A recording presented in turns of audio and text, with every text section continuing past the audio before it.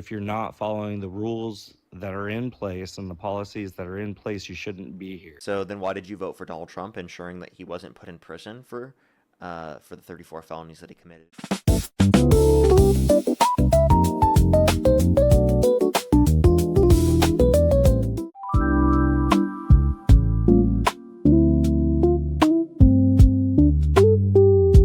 Why do you support Trump?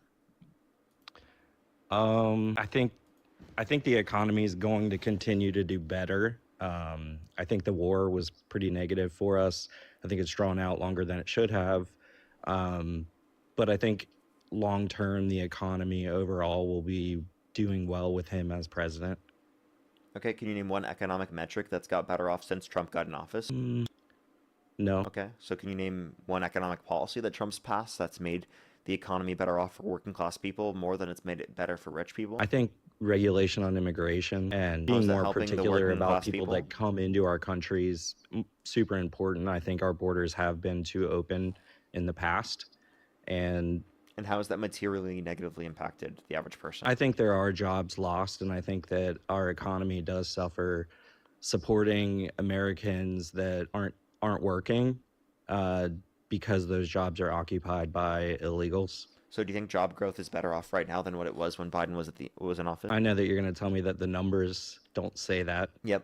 But I think at least where I live in my society and what I see, occupation is up and open jobs is down. Open jobs are down. Where I live, yes. So isn't that evidence of the fact that it's not opening up more jobs? I would say that more jobs are occupied. I don't think that's true even. We actually have lower labor force participation rate than we did the prior year. Look up labor force participation. You'll see it's declining. What do you think is causing the decline? Population getting older proportionally. Boomers retiring. So you don't think the population has increased over the last 3 years? It's increased. I'm not disputing that. I'm just telling you labor force participation So you're saying the working class is becoming lower because a greater proportion of the population is older and retiring and or not working.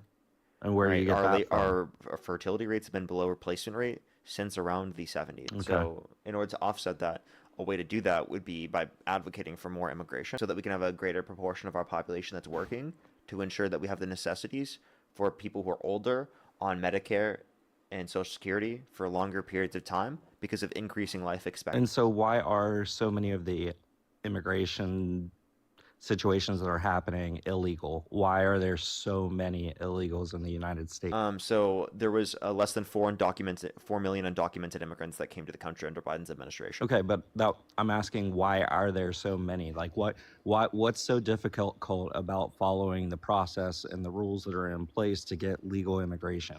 The current legal process takes too long and costs too much to go through. And what's too long? Several years on average, and over $10,000 for most people. And why aren't there more employees to support the immigrants if it's so beneficial for the country?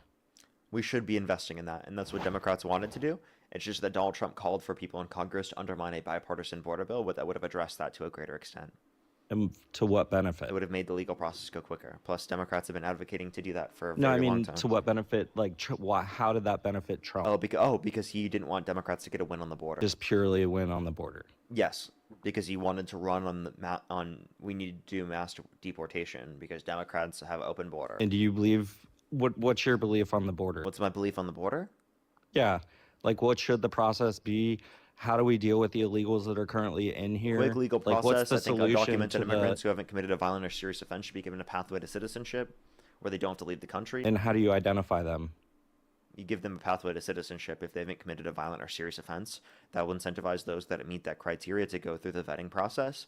Because if they didn't get through to go through the vetting process, then they wouldn't be treated as well in the country. Plus, proportionally, those that will not go through the vetting process will be significantly more likely to have committed a violent or serious offense. Almost 100%. So, like, that would allow for us to focus on those that are actually a threat to the safety and security of our population to a greater extent. So, if the timeline is so long and they know that it's that long, like if you were an individual seeking asylum in a different country and you knew that there was a legal risk for you to be there, to be deported, and you knew that was identified for that country, why wouldn't you seek a different country and then allow that timeline to take place? Like go to Canada, go somewhere different than the United States. If your goal is to get somewhere, if it were you as an individual, are you going to do something that you know is federally illegal in a country, go there, stay there?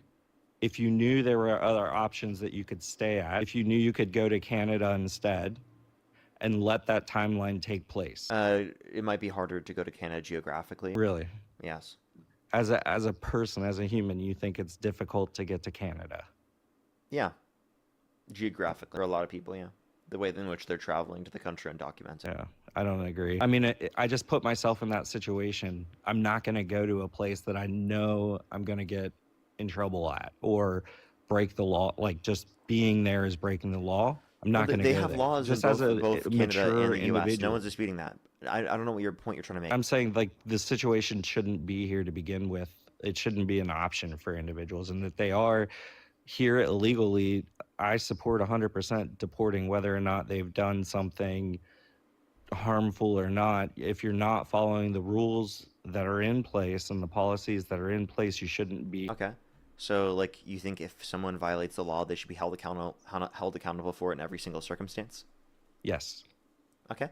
So then why did you vote for Donald Trump, ensuring that he wasn't put in prison for the 34 felonies that he committed? Was he found guilty? Yeah. And was he held accountable? Not because he was elected. I didn't ask it if it was because he was elected. I asked if he was held accountable. No, I'm saying he wasn't because he was elected. So there was no fines paid. There was no penalties put on him. We're talking about for the felonies. Due to the felonies. It's on his record, there was but he wasn't put in prison. No sanctions against him. Let me tell you. It's on his record, but he wasn't put in prison because you guys voted for him. No time served because you guys voted for him. Then you said we should hold the people accountable in every circumstance. So you voted for the convicted felon to ensure that he wasn't put in prison for the felonies that he committed and was convicted of, over the former prosecutor, former district attorney, and former attorney general. I can't imagine that someone that cares about law and order would possibly do that. And then also considering the fact that he pardoned violent rioters who beat police officers, and he called them patriots, puts a cherry on top for exactly why you shouldn't have supported him in the very first place if you cared about holding people accountable for the crimes that they've committed. I agree. And I think looking back in hindsight, and especially some of the things he's been held accountable, or the things that have come to light since he's taken office, have been disappointing for me as an individual. I'll just be honest. Like, I said, I'm 38 years old, raised my whole life Republican due to like family influence. I didn't start watching you until my girlfriend, who's hardcore Democrat, started forcing me basically to watch you and Dean. So I spend a lot of time now in the evenings and stuff just watching you guys, educating myself. So thanks for everything you put out there. Sorry for some of the Republicans and how they act on your stream, but I appreciate what you do, and keep going, man. It's awesome. I think your future's huge. So good luck to you. So to clarify, you don't support Trump anymore? I have a tough time supporting the other side. Okay. So and I'm you're not at a point where you're a Democrat myself yet, but you're at a point where like maybe you don't support Trump, like you wouldn't vote, but you're just considering both sides.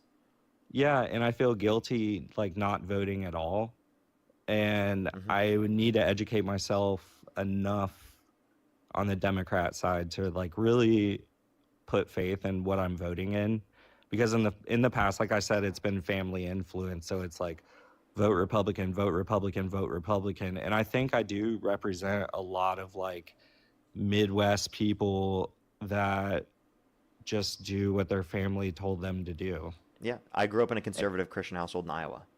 Yeah, so I exactly. Republican. I know exactly what you're talking about. So, but the things I would tell you is that, like, I think that our policies are significantly more convincing. It's for the average person, not just for the rich and wealthy.